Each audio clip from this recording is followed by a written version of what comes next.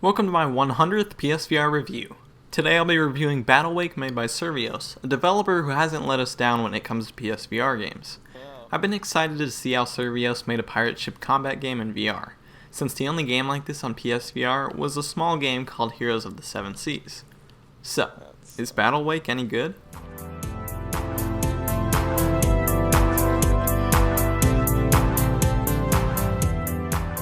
Battlewake is a game that has you manning a pirate ship in epic battles. There's a campaign mode that lets you play as 4 different captains, each with their own mini-story. The stories are basic and each captain's story can be finished in under 30 minutes, but I still enjoyed playing through them. You can also play with another player in the campaign mode. Another single-player mode is Warfare, where you endlessly play through missions until you lose all lives. Each of the missions are different. Some will have you destroying a structure, some will have you destroying ships, and much more. While you can play this by yourself, it's much more fun playing with friends. Hours flew by really fast when fighting endless bosses and ships. And finally there's Plunder mode, which is online only. It's basically a free-for-all deathmatch. I would give you my thoughts on this, but every time I tried to find a match, there was nobody online. Once you start a mode, you get to choose between one of the 4 captains, and a ship too. Each captains have their own unique abilities and ships, which really helps make combat more unique. As for the gameplay itself, the entire game takes place inside of your ship.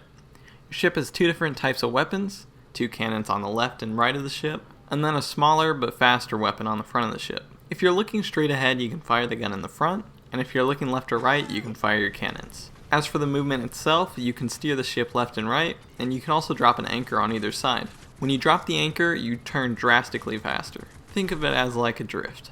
You will have to worry about HP though. Your ship can be damaged by other ships and things in the water itself. The game has several unique and well-designed levels that all look fantastic and keep the game from feeling boring.